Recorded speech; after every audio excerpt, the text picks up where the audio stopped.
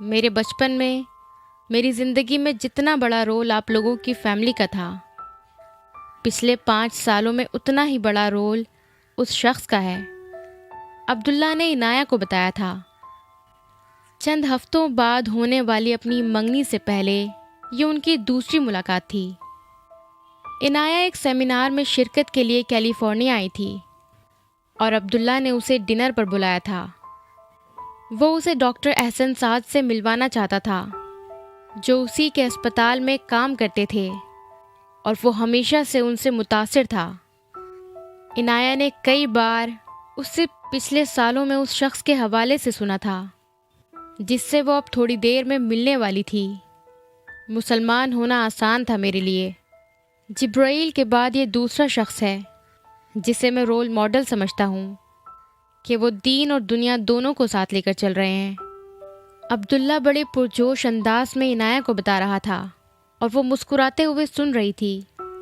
عبداللہ جذباتی نہیں تھا، بے حد سوچ سمجھ کر بولنے والوں میں سے تھا اور کسی کی بیجا تعریف کرنے والوں میں سے بھی نہیں تھا۔ کچھ زیادہ ہی متاثر ہو گئے ہو تم ان سے، عنایہ کہے بغیر نہیں رہ سکی تھی۔ وہ ہنس پڑا۔ تم جیلس تو نہیں ہو رہی؟ اس نے عنایہ کو چھیڑا۔ ہوئی تو نہیں، لیکن ہو جاؤں گی، اس نے جواباً مسکراتے ہوئے کہا۔ مجھے یقین ہے تم ان سے ملو گی تو تم بھی میری ہی طرح متاثر ہو جاؤ گی ان سے۔ عبداللہ نے کہا، میں اپنے نکاح میں ایک گواہ انہیں بناؤں گا۔ عنایہ اس بار کہا مار کر ہنسی تھی۔ عبداللہ تم اس قدر انسپائرڈ ہو ان سے؟ مجھے تھوڑا بہت اندازہ تو تھا، لیکن اس حد تک نہیں۔ مجھے اب اور اشتیاق ہو رہا ہے ان سے ملنے کا۔ عنایہ نے اس سے کہا، یقیناً اچھے شوہر بھی ہوں گے اگر تم نکاح میں بھی انہیں گواہ بنانا چاہتے ہو تو۔ عبداللہ کو مزید تجسس ہوا تھا، بس ایک معاملے میں خوش قسمت نہیں رہے وہ۔ عبداللہ ایک دم سنجیدہ ہو گیا۔ اچھی بیوی ایک نعمت ہوتی ہے اور بری ایک آزمائش، اور انہیں 2 بار اس آزمائش سے گزرنا پڑا۔ ان کی نرمی اور اچھائی کا ناجائز فائدہ اٹھایا ان کی بیویوں نے۔ عبداللہ کہہ رہا تھا، اوہ دیٹ از سیڈ، یہ افسوسناک ہے۔ عنایہ نے کریدے بغیر افسوس کا اظہار کیا۔ تمہیں پتہ ہے، تم سے شادی کے لیے بھی میں نے ان سے بہت دعا کروائی تھی، اور دیکھ لو ان کی دعا میں کتنا اثر ہے، ورنہ تمہارے پیرنٹس آسانی سے ماننے والے تو نہیں تھے۔ عبداللہ بڑے فخریہ انداز میں کہہ رہا تھا، میرے پیرنٹس کسی کی دعاؤں کے بجائے تمہارے کردار اور اخلاص سے متاثر ہوئے ہیں عبداللہ۔ عنایہ نے اسے جتایا۔ اسے اپنی بے یقینی کا وہ عالم ابھی بھی یاد تھا جب چند مہینے پہلے عبداللہ سے پاکستان میں ملنے کے بعد امامہ نے اسے فون کیا تھا اور اسے بتایا تھا کہ انہوں نے اس کا رشتہ امریکہ میں مقیم ایک ہارٹ سرجن کے ساتھ طے کر دیا ہے۔ وہ کچھ دیر کے لیے بھونچکا رہ گئی تھی۔ اس سے پہلے جو بھی پروپوزلز اس کے لیے زیر غور آتے تھے، عنایہ سے مشورہ کیا جاتا تھا اور پھر اسے ملوایا جاتا تھا۔ یہ پہلا پروپوزل تھا جس کے بارے میں اسے اس وقت اطلاع دی جا رہی تھی جب رشتہ طے کر دیا گیا تھا۔ عجیب صدمے کی حالت میں اس نے امامہ سے کہا تھا، مگر ممی، آپ کو مجھے پہلے ملوانا چاہیے تھا اس سے۔ اس کے بارے میں مجھ سے کچھ پوچھا تک نہیں آپ نے۔ تمہارے بابا نے بات طے کی ہے، امامہ نے جواباً کہا۔ عنایہ خاموش ہو گئی۔ عجیب دھچکا لگا تھا اسے۔ تم نہیں کرنا چاہتی؟ امامہ نے اس سے پوچھا تھا۔ نہیں، میں نے ایسا تو نہیں کہا، پہلے بھی آپ لوگوں ہی کو کرنا تھا تو ٹھیک ہے، عنایہ نے کچھ بجھے دل کے ساتھ کہا تھا۔ اسے عبداللہ یاد آیا تھا اور بالکل اسی لمحے امامہ نے اس سے کہا، عبداللہ نام ہے اس کا۔ نام سن کر بھی لہجہ بھر کے لیے اسے خیال نہیں آیا تھا کہ وہ ایرک عبداللہ کی بات کر رہی تھی۔ امامہ اس قدر کٹر مخالف تھی ایرک عبداللہ سے شادی کی کہ عنایہ سوچ بھی نہیں سکتی تھی کہ وہ جس عبداللہ کا اتنے دوستانہ انداز میں ذکر کر رہی تھی وہ وہی تھا۔ اوکے، عنایہ نے بمشکل کہا، تم سے ملنا بھی چاہتا ہے۔ وہ نیو یارک آیا ہوا ہے، میں نے اسے تمہارا ایڈریس دیا تھا، امامہ نے کہا۔ عنایہ نے بے ساختہ کہا، ممی پلیز اب اس طرح میرے سر پر مت تھوپیں اسے کہ آج مجھے رشتہ طے ہونے کی خبر دے رہی ہیں اور آج ہی مجھے اس سے ملنے کا بھی کہہ رہی ہیں۔ ویسے بھی اب رشتہ طے ہو گیا ہے، ملنے نہ ملنے سے کیا فائدہ ہوگا۔ اس نے جیسے اپنے اندر کا غصہ نکالا تھا۔ اس کی فیملی بھی شاید ساتھ ہو، اس کی ممی سے بات ہوئی ہے میری، اگلے ٹرپ پر میں بھی ملوں گی اس کی فیملی سے۔ منگنی کا فارمل فنکشن تو چند مہینوں بعد ہوگا۔ امامہ نے اس طرح بات جاری رکھی تھی جیسے اس نے عنایہ کی خفگی کو محسوس ہی نہیں کیا تھا۔ عنایہ صدمے کی کیفیت میں اگلے 1 گھنٹے تک وہیں بیٹھی رہی تھی، اور 1 گھنٹے کے بعد اس کے دروازے پر بیل بجنے پر اس نے جس شخص کو دیکھا تھا اسے لگا تھا سردیوں کے موسم میں ہر طرف بہار آ گئی ہے۔ گلاب کا ایک اور ادھ پھول ٹہنی سمیت اسے پکڑاتے ہوئے دروازے پر ہی اس نے عنایہ سے پھاوڑا مانگا تھا تاکہ اس کے دروازے کے باہر پڑی برف ہٹا سکے۔ وہ کئی سالوں بعد مل رہے تھے اور عنایہ کو وہی ایرک یاد تھا جو اکثر ان کے گھر میں لگے پھول توڑ توڑ کر اس کو اور امامہ کو لا کر دیا کرتا تھا، اور جس کا پسندیدہ مشغلہ سردیوں میں اپنے اور ان کے گھر کے باہر سے برف ہٹانا تھا۔ وہ یہاں ہے۔ عبداللہ کی آواز اسے خیالوں سے باہر لے آئی تھی۔ وہ ریسٹورنٹ کے دروازے پر نمودار ہونے والے کسی شخص کو دیکھتے ہوئے کھڑا ہوا تھا۔ عنایہ نے گردن موڑ کر دیکھا۔ وہ احسن سعد سے اس کی پہلی ملاقات تھی۔ اسے اندازہ نہیں تھا اس سے ہونے والا یہ سامنا اس کی زندگی میں کتنا بڑا بھونچال لانے والا تھا۔ سکندر عثمان ان سب کی زندگی سے بے حد خاموشی سے چلے گئے تھے۔ وہ حمین کی وہاں آمد کے دوسرے دن نیند سے نہیں جاگے تھے۔ اس وقت اس گھر میں صرف امامہ اور حمین ہی تھے۔ طیبہ امریکہ میں تھیں۔ اس رات حمین سکندر عثمان کے پاس بہت دیر تک بیٹھا رہا تھا، ہمیشہ کی طرح۔ وہ جب بھی یہاں آتا تھا امامہ اور ان کے لیے ہی آتا تھا۔ سکندر عثمان سے وہ سالار کے دوسرے بچوں کی نسبت زیادہ انسیت رکھتا تھا، اور ایسا ہی انس سکندر عثمان بھی اس سے رکھتے تھے۔ الزائمر کی اس انتہائی سٹیج پر بھی حمین کے سامنے آنے پر ان کی آنکھیں چمکتی تھیں، یا کم از کم دوسروں کو لگتی تھیں۔ کچھ بھی بول نہ سکنے کے باوجود اسے دیکھتے رہتے تھے، اور وہ دادا کا ہاتھ پکڑے ان کے پاس بیٹھا رہتا تھا۔ ان سے خود ہی بات چیت کی کوشش کرتا رہتا، خود سوال کرتا، خود جواب دیتا جیسے بچپن میں کرتا تھا، اور ویسی ہی باتیں جو بچپن میں ہوتی تھیں، اور تب سکندر عثمان ان کے جواب دیا کرتے تھے۔ دادا بتائیں شتر مرغ کی کتنی ٹانگیں ہوتی ہیں؟ وہ ان کے ساتھ واک کرتے کرتے یکدم ان سے پوچھتا۔ سکندر عثمان الجھتے، شتر مرغ کی تصویر ذہن میں لانے کی کوشش کرتے، پھر ہار مانتے۔ مرغ کی 2 ہوں گی تو شتر مرغ کی بھی 2 ہوں گی دادا۔ یہ تو سوچے بغیر بتا دینے والا جواب تھا۔ سکندر عثمان اس کی بات پر سر ہلانے لگتے۔ سکندر عثمان کی یادداشت کے دیے حمین سکندر نے اپنے سامنے ایک ایک کر کے بجھتے دیکھے تھے، اور ایک بچے کے طور پر الزائمر کو نہ سمجھنے کے باوجود اس نے اپنے دادا کے ساتھ مل کر ان دیوں کی روشنی کو بچانے کی بے پناہ کوشش کی تھی۔ وہ کسی بھی چیز کا نام بھول جانے پر انہیں تسلی دیا کرتا تھا کہ یہ نارمل بات تھی، اور بھولنا تو اچھا ہوتا ہے، اسی لیے وہ بھی بہت ساری چیزیں بھولتا ہے۔ وہ بچے کی لاجک تھی اور بڑے کے سامنے لنگڑی تھی، مگر سکندر عثمان کو اس عمر میں اس بیماری سے لڑتے ہوئے ویسی ہی لاجک چاہیے تھی جو انہیں یہ یقین دلا دیتی کہ وہ ٹھیک تھے، سب کچھ نارمل تھا۔ حمین ان کی بیماری کے بڑھتے جانے پر آہستہ آہستہ کر کے ان کے کمرے کی ہر چیز پر اس چیز کا نام کاغذ کی چٹوں پر لکھ کر چسپاں کر دیا کرتا تھا تاکہ دادا کچھ نہ بھولیں۔ وہ جس چیز کو دیکھیں اس کا نام یاد کرنے کے لیے انہیں تردد نہ کرنا پڑے۔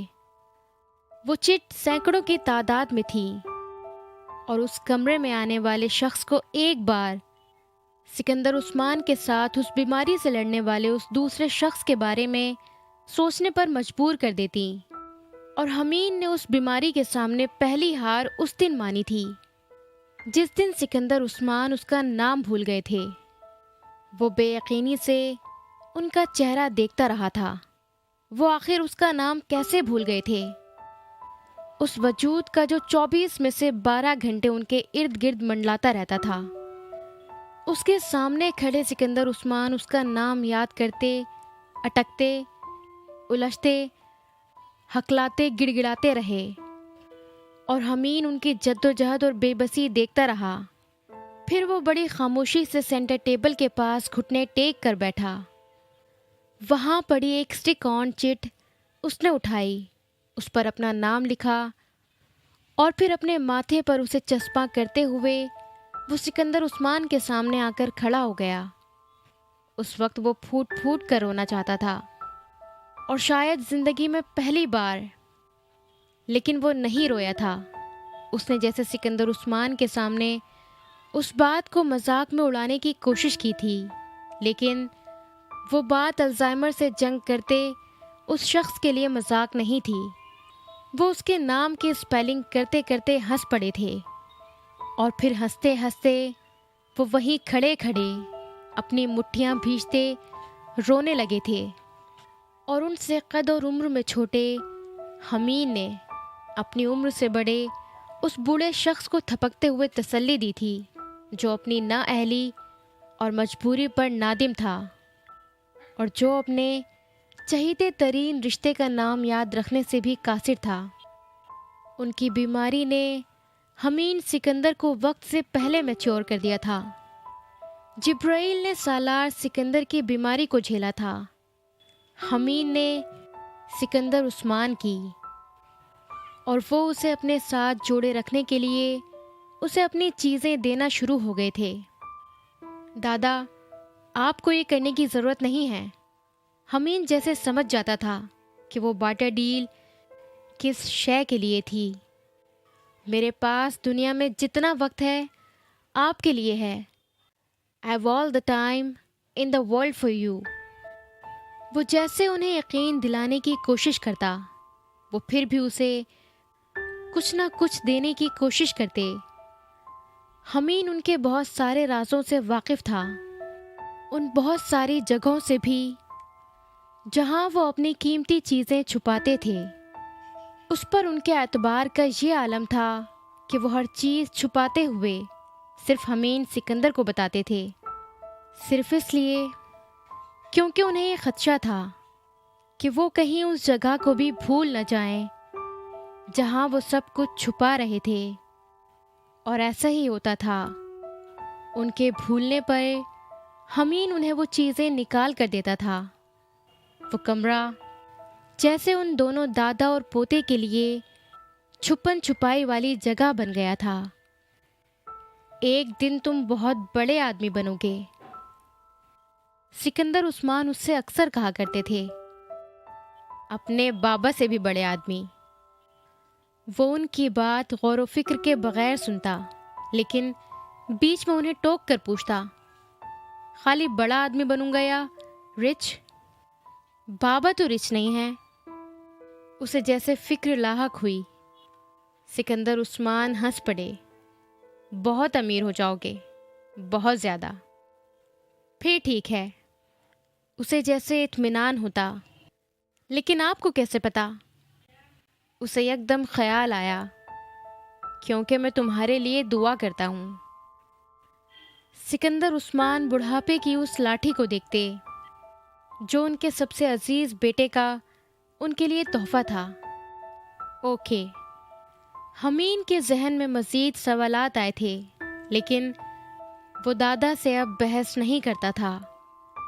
میں تم پر دنیا میں سب سے زیادہ اعتماد کرتا ہوں، وہ اکثر اس سے کہا کرتے تھے، اور وہ بڑی سنجیدگی سے ان سے کہتا، اور آپ واحد انسان ہیں جو یہ کام کرتے ہیں، اور عثمان جواباً کسی بچے کی طرح ہنسنے لگتے تھے۔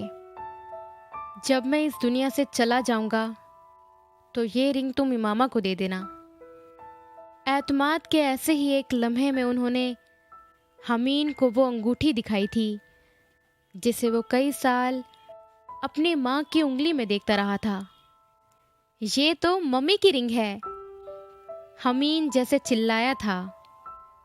ہاں تمہاری ممی کی ہے، سالار نے شادی پر گفٹ کی تھی اسے، پھر وہ اسے بیچ کر سالار کے سارے پروجیکٹ میں کچھ انویسٹمنٹ کرنا چاہتی تھی، تو میں نے اسے لے کر اسے وہ رقم دے دی۔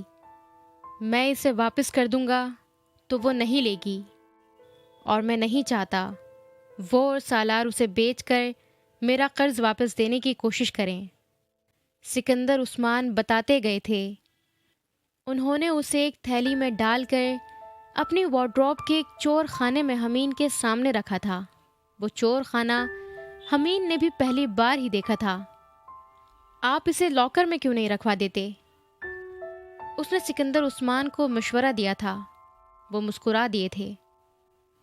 میرے مرنے کے بعد لاکر سے جو کچھ بھی نکلے گا وہ ساری اولاد کی مشترکہ ملکیت ہوگا، کوئی یہ امامہ کو نہیں دے گا، سکندر نے کہا۔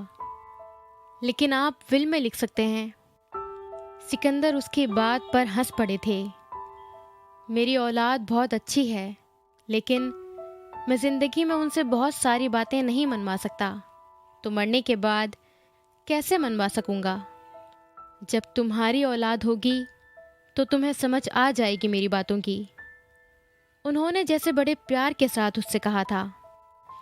سکندر عثمان کی موت کے ایک ہفتے بعد اس گھر میں ان کی اولاد ترکے کی تقسیم کے لیے اکٹھی ہوئی تھی، اور حمین سکندر کی سمجھ میں وہ بات آ گئی تھی۔ سکندر عثمان اپنی زندگی میں ہی سب کچھ تقسیم کر چکے تھے۔ انہوں نے اپنے پاس صرف چند چیزیں رکھی تھیں جن میں وہ گھر بھی تھا، لیکن ان چند چیزوں کی ملکیت پر بھی سب میں کچھ اختلاف ہو گئے تھے، اور یہ اختلاف بڑھ جاتے اگر سالار سکندر اور اس کا خاندان سکندر عثمان کے رہ جانے والے اثاثوں پر اپنے حصے کے حوالے سے کلیم کرتا۔ وہ ان کے خاندان کا مشترکہ فیصلہ تھا۔ سکندر عثمان کے بچنے والے اثاثوں میں سے سالار سکندر اور اس کے خاندان نے کچھ نہیں لیا تھا، البتہ سکندر عثمان کا وہ گھر حمین سکندر نے خریدنے کی آفر کی تھی، کیونکہ طیبہ پہلے بھی زیادہ تر اپنے بیٹوں کے پاس بیرون ملک رہتی تھی اور اب مستقل طور پر ان کے پاس رہنا چاہتی تھی، اور ان کے وہاں سے شفٹ ہو جانے کے فیصلے کے بعد اس گھر کو فروخت کرنے کا فیصلہ کیا گیا تھا، اور اس فیصلے کے دوران کسی نے امامہ کے بارے میں نہیں سوچا تھا، سالار سکندر اور اس کے اپنے بچوں کے علاوہ، جنہیں یہ احساس ہو رہا تھا کہ سکندر عثمان کے چلے جانے کے بعد اس گھر کے رہنے سے ایک شخص ایک بار پھر دربدر ہونے والا تھا۔ حمین نے اس گھر کو صرف امامہ کے لیے خریدا تھا، اور ان یادوں کے لیے جو ان سب کی اس گھر سے وابستہ تھیں، اور اس نے جس قیمت پر اسے خریدا تھا وہ مارکیٹ سے 2 گنی تھی۔ ممی، مجھے آپ کو ایک امانت دینی ہے۔ حمین رات کو سالار اور امامہ کے کمرے میں آیا تھا۔ وہ صبح واپس جا رہا تھا۔ باری باری سبھی واپس جا رہے تھے۔ سالار اور وہ دونوں کچھ دیر پہلے ہی کمرے میں آئے تھے جب وہ دستک دے کر ان کے کمرے میں آیا تھا۔ امانت؟ وہ کچھ حیران ہوئی تھی۔ حمین نے ایک تھیلی اس کے ہاتھ پر رکھی اور اس کے قریب صوفے پر بیٹھ گیا۔ یہ کیا ہے؟ اس نے کچھ حیران ہوتے ہوئے پہلے حمین پھر سالار کو دیکھا، جو فون پر کسی سے بات کرنے میں مصروف تھا۔ آپ خود دیکھ لیں، حمین نے اسے کہا۔ امامہ نے تھیلی میں ہاتھ ڈال کر اندر موجود چیز نکالی اور ساکت رہ گئی۔ فون پر بات کرتا سالار بھی اسی طرح ٹھٹکا تھا۔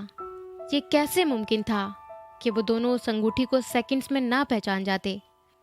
جو ان کی زندگی کی بہترین اور قیمتی ترین یادوں میں سے ایک تھی۔ یہ تمہیں کہاں سے ملی؟ امامہ نے لرزتی ہوئی آواز میں پوچھا تھا۔ سالار نے فون منقطع کر دیا تھا۔ دادا نے بچپن میں میرے سامنے وارڈروب میں ایک دراز میں رکھتے ہوئے مجھ سے کہا تھا کہ اگر وہ اسے بھول جائیں تو ان کے مرنے کے بعد میں اسے وہاں سے نکال کر آپ کو دے دوں۔ حمید نے کہا، وہ آپ کو یہ واپس دینا چاہتے تھے لیکن انہیں خدشہ تھا کہ آپ اسے نہیں لیں گی اور ایسا نہ ہو آپ اور بابا ان کا قرض ادا کرنے کے لیے اسے بیچ دیں۔ آنسو سیلاب کی طرح امامہ کی آنکھوں سے نکل کر اس کے چہرے کو بھگوتے چلے گئے۔ سکندر عثمان ہمیشہ اس کا بہت شکریہ ادا کرتے رہتے تھے، لیکن اس تشکر کو انہوں نے جس طرح اپنے جانے کے بعد اسے پہنچایا تھا، اس نے امامہ کو بولنے کے قابل نہیں چھوڑا تھا۔ وہ ایک شفیق سسر تھے۔ تم نے پہلے کبھی بھی اس رنگ کے بارے میں ذکر نہیں کیا۔ سالار نے اپنے سامنے بیٹھے اپنے اس بیٹے کو دیکھا جو آج بھی ویسا ہی عجیب اور گہرا تھا جیسا بچپن میں تھا۔ میں نے ان سے وعدہ کیا تھا کہ میں کبھی کسی کو اس انگوٹھی کے بارے میں نہیں بتاؤں گا۔ یہ ایک امانت تھی، میں خیانت نہیں کر سکتا تھا۔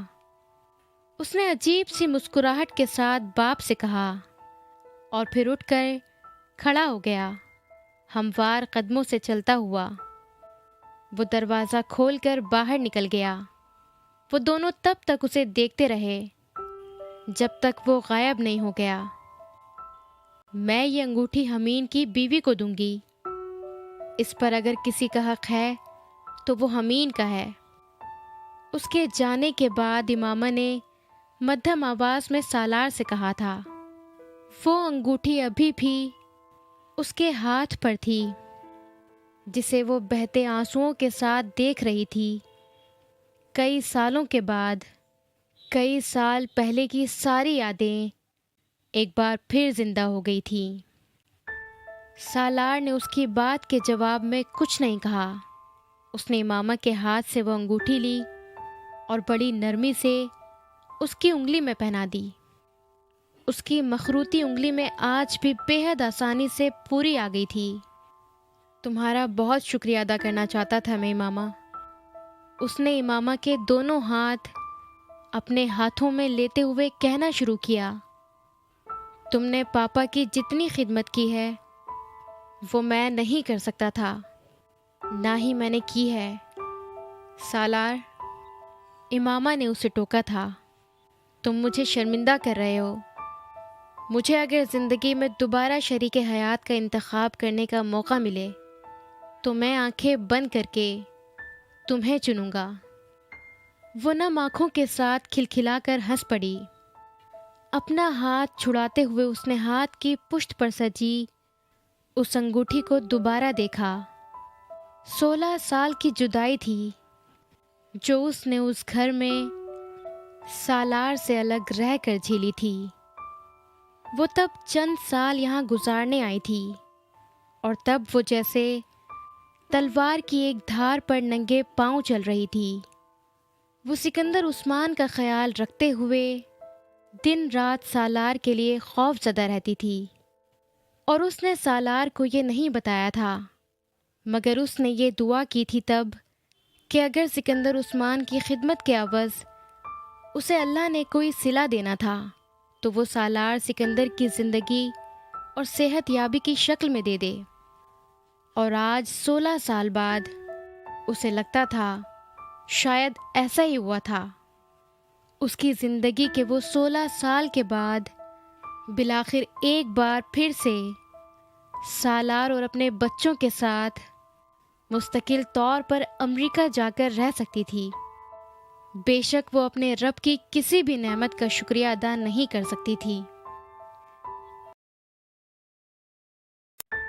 آب حیات کے اور ایپیسوڈ سننے کے لیے ہمارے چینل کو سبسکرائب کریں، پسند آئے تو لائک کریں اور اپنے دوستوں کے ساتھ شیئر کرنا نہ بھولیں۔